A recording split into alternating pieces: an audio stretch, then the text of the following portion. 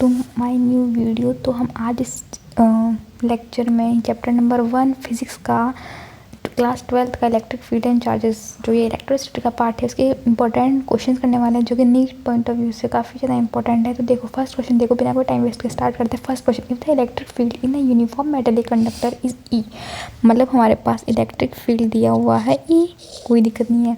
Number density conduction electron is an दिया हुआ है आपके पास, नंबर डेंसिटी, कोई दिक्कत नहीं है। Then the current density of the vector is given है। देखो बेटा, करंट डेंसिटी होती है जे, जिसका हमें फॉर्मूला पता है, आई बराबर आई अपॉन में ए होता है। आई होता है करंट, ए होता है एरिया और जे होता है हमारे पास करंट डेंसिटी। तो इस देखो ध्यान से बेटा कि इस फार्मूले में हमें ये फार्मूला याद होगा। एट द एंड हम थोड़ा ना इधर डेरिवेशन करके बहुत से अलग अलग फार्मूला निकाल देंगे, तो ऐसे क्वेश्चन आ जाते हैं, तो आपको डिराइव करना पड़ेगा, ठीक है, या फिर आपको याद है तो वेल एंड गुड। तो देखो बेटा, जे बराबर ए बाई ई होता है। जे बराबर हमें आई को पता है, n e A v d होता है। V d here is drift velocity, तो उससे यहाँ पे ए से ए कट जाएगा, तो जे होगा एन ई वी डी। हमें पता है जो ड्रिफ्ट वेलोसिटी होती है उसका फॉर्मूला होता है ई कैपिटल ई टॉर्क बराबर बटा एम। तो जेड यहाँ पे हो गया एन ई स्क्वायर टॉर्क ई पॉन में एम। तो ये हमारे पास आ गया आंसर, जो कि है ऑप्शन नंबर 3। तो यहाँ पे हम ऑप्शन नंबर 3 को टिक लगा देते हैं। Here we go, next question. Okay, the practical unit of mobility is, देखो मोबिलिटी होती है म्यू, जो होता है वो होता है drift velocity upon electric field, ठीक है। तो यहाँ पे साफ साफ दिख रहा है ड्रिफ्ट वेलोसिटी, सॉरी म्यू जो है मोबिलिटी, वो ड्रिफ्ट वेलोसिटी और अपॉन ई होता है, तो ये इन पर डिपेंड करता है। तो इसकी यूनिट निकालनी है हमें। वेलोसिटी की यूनिट क्या होती है? Velocity speed is equal to distance upon time, ठीक है। तो डिस्टेंस की यूनिट क्या हो जाएगी? यहाँ पे ड्रिफ्ट वेलोसिटी बहुत ही छोटे, लाइक एरिया के लिए लेते बहुत ही छोटे, तो यहाँ पे सेंटीमीटर आएगा, मीटर नहीं आएगा। सेंटीमीटर स्क्वायर अपॉन टाइम के लिए आप लिखते हो सेकेंड, और यहाँ पे ई होता है इलेक्ट्रिक फील्ड की यूनिट होती है वोल्ट, तो यहाँ पे सेंटीमीटर वोल्ट पर स्क्वायर। यहाँ पे सेकंड ऑप्शन हमें करेक्ट दिख रहा है, तो यहाँ पे हम सेकंड सबमिट कर देते हैं। नेक्स्ट क्वेश्चन, नेक्स्ट क्वेश्चन भी बहुत ईजी है, आपको लग रहा होगा बस बड़ा है देखने में, but it's like too easy, आप आराम से कर पाएंगे। देखो पढ़ते हैं पहले। 2 wires of same cross section area are connected in series. देखो 2 वायर है, पहला वायर है, दूसरा वायर है, ये कनेक्टेड है सीरीज़ में, ठीक है, कोई दिक्कत नहीं है, सीरीज़ में कनेक्टेड है। The ratio of number density of conduction electrons in 2 wires is 3:2। इसका जो कंडक्शन इलेक्ट्रॉन डेंसिटी दी हुई है, वो दी हुई है आपके पास 3:2, कोई दिक्कत नहीं है, हम इसको डेंसिटी ले लेते हैं, ठीक है। Then the ratio of drift velocity of the conduction electron, drift velocity का हमारे पास हमें रेशियो पूछा है, ठीक है। तो हम ये कैसे करेंगे? हमें बहुत अच्छे से पता है कि जो ड्रिफ्ट वेलोसिटी का फॉर्मूला होता है वो होता है ई टॉर्क बाई एम, ठीक है। अब यहाँ पे वेलोसिटी, हम यहाँ पे ई टॉर्क तो लिख देंगे, मास को हम जैसे डेंसिटी होती है मास अपॉन वॉल्यूम, तो हम मास की जगह लिख सकते हैं डेंसिटी इनटू वॉल्यूम। तो जो ड्रिफ्ट वेलोसिटी वो इनवर्सली प्रोपोर्शनल है डेंसिटी के, ठीक है। तो अगर इनका डेंसिटी का रेशियो है 3:2, तो ऑफकोर्स इसका रेसिप्रोकली ड्रिफ्ट वेलोसिटी का रेशियो हो जाएगा 2:3। Hence the answer is option number 3।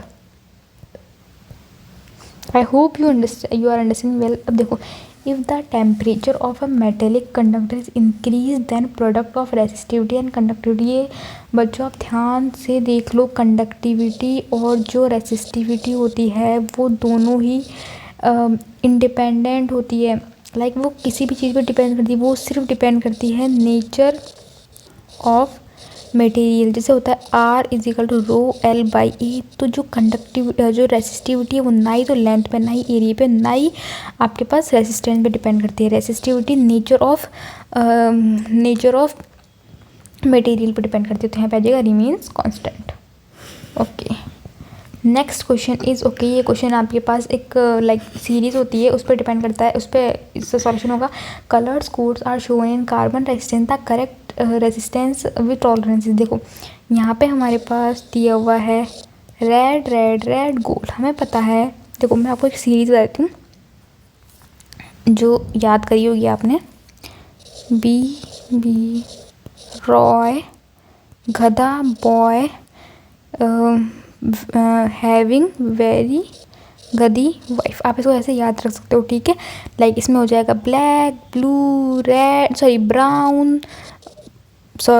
Black, brown, red, orange, yellow, green, blue, violet, gold और सिल्वर, नहीं सॉरी, ग्रे, यहाँ पे ग्रीन और गोल्ड और सिल्वर, ठीक है।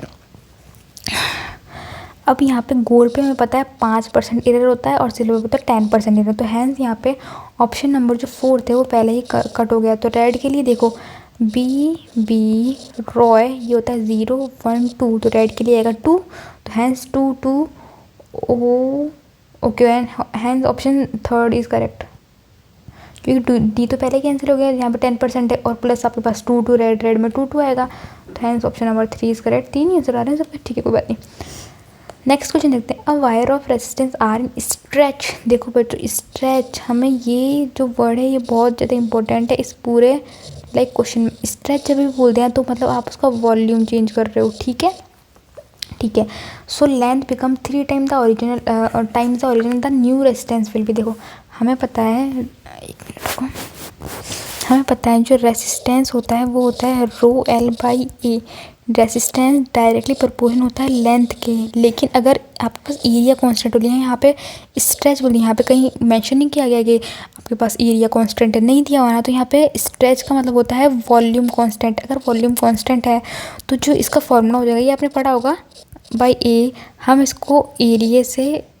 इसको लेंथ से डिवाइड कर देंगे और इनटू कर देंगे, तो ये हो जाएगा rho L square by V, है ना, rho L square by volume थे, हमें वॉल्यूम कांस्टेंट, तो resistance directly proportional L square के, तो हैंस हम एररलेस वाला एक फार्मूला होता है वो लगाएंगे, जैसे कि आर है एल स्क्वायर के और आर डैश है, इसको हम 3 टाइम्स कर दिए, 3 टाइम्स मतलब 9 टाइम्स हो जाएगा, एल स्क्वायर कट जाएगा, जो नया रेजिस्टेंस होगा वो होगा 9 टाइम्स ऑफ प्रीवियस रेजिस्टेंस, तो hence answer first is correct.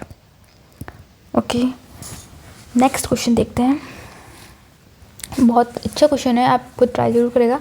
A copper wire of resistance R, एक कॉपर वायर है रेजिस्टेंस आर का, इस cut into 10 equal parts, R का तो है और इसको 10 इक्वल पार्ट्स में काट दिया, मतलब इसको 3 4 5 6 7 8 9, अब 1 2 3 4 5 6 7 8 9 10, इसको 10 इक्वल पार्ट्स में कर दिया, तो जो एक पार्ट्स का जो रेजिस्टेंस होगा वो हो जाएगा आर बाई 10, वो भी 10 टाइम्स, ठीक है। अब यहाँ पे क्या बोला है, 2 pieces are join in series, has 5 such pieces are obtained, मतलब 2 पीसेज को आप सीरीज में जॉइन कर रहे हो, तो मतलब 10 पीसेज का 5 आ जाएगा और इनको पैरेलल में जोड़ रहे हो, ठीक है। देखो 2 pieces are join in series, has 5 such pieces are obtained, तो 5 ऑब्टेन्ड आ रहे हैं अगर हम 2 को साथ में जोड़ेंगे, फिर हमने इनको now this 5 piece are connected in parallel, जो 5 पीसेज है इनको पैरेलल में कनेक्ट कर दिया।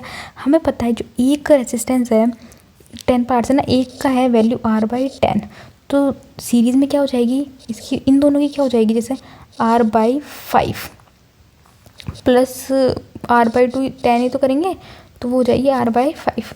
आर बाई 5 5 बार कनेक्टेड है इन सीरीज़ में पता है सीरीज़ का फॉर्मूला होता है 1/R1 + 1/R2 is equal to 1/R equivalent, तो यहाँ पे R/5 को हम 5 बार जब ऐड करेंगे रेसिप्रोकल करके, तो ये देगा 5/R + 5/R + 5/R को ना करके हम सिंपली क्या करेंगे 5/R को 5 से इंटू कर देंगे, 5 बार जो ऐड कर रहे हैं, तो 25/R is equal to 1/R equivalent, और फिर उसके बाद यहाँ पे इसको क्रॉस इंटू करने के बाद आपके पास आ जाता है R equivalent is equal to R/25, hence option number 3 is correct. Okay, here we go to next question.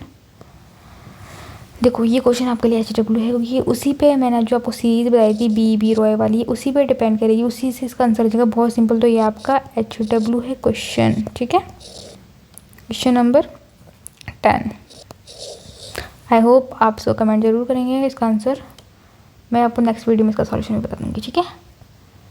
Okay, next question is quite simple. देखो, consider a rectangle sheet of a copper of resistivity रो।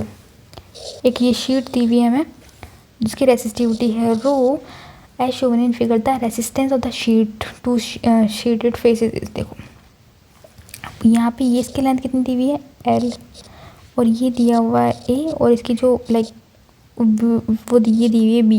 देख लो, थोड़ा diagram मैंने ढंग से नहीं बनाया क्योंकि late हो जाऊँ जाने के लिए, जल्दी वीडियो बना रही हूँ।